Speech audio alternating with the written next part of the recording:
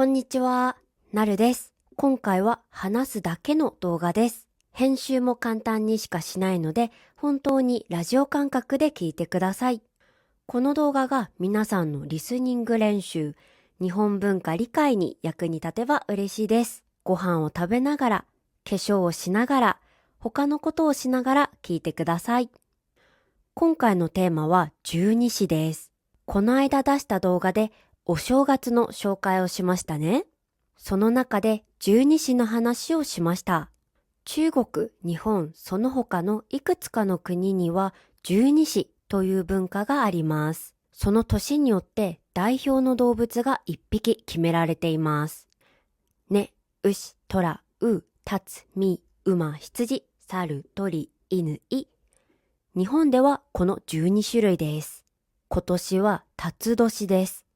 ですから今年生まれた人は辰年生まれになります。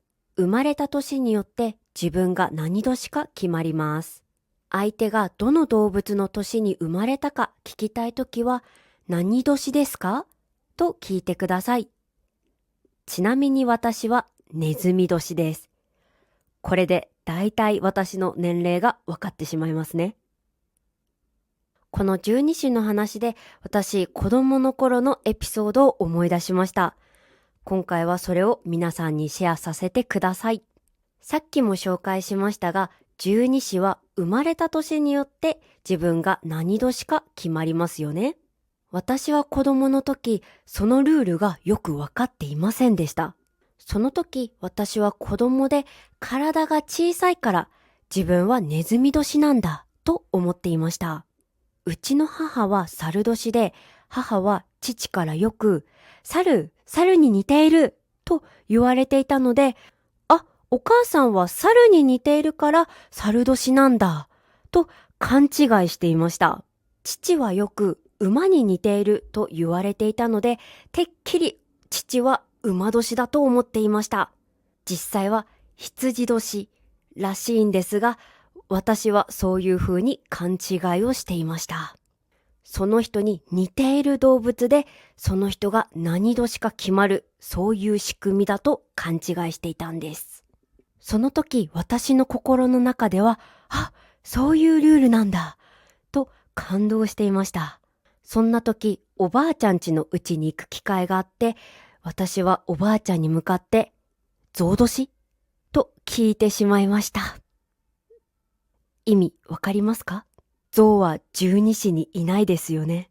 私はその頃、おばあちゃんと象が似ていると思って、勝手に象年というものを作ってしまいました。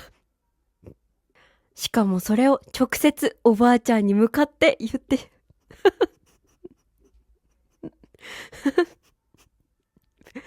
直接おばあちゃんに向かって言ってしまいました。象と似ている。これ、日本では結構失礼です。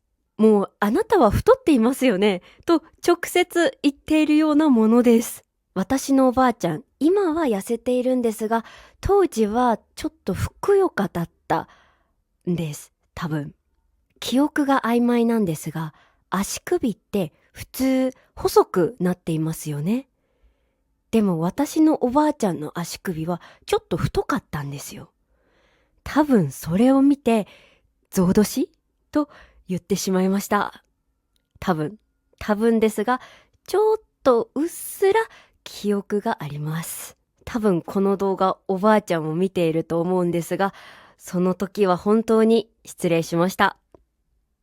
さっきからこの記憶結構曖昧だと言っていると思うんですが、本当に私の記憶にはあまりなくて、高校生ぐらいの時に母から聞きました。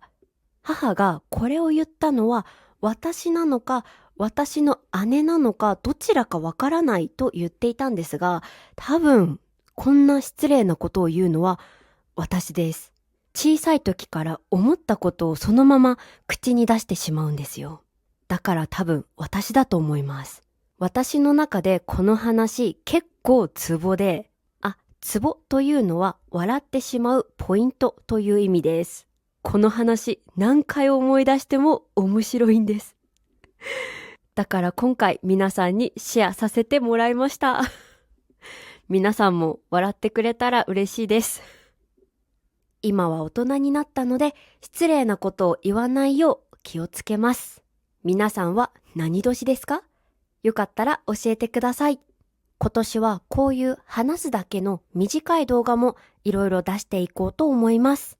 面白い好きだと思ったらグッドボタンをお願いします。また次の動画で。じゃあね。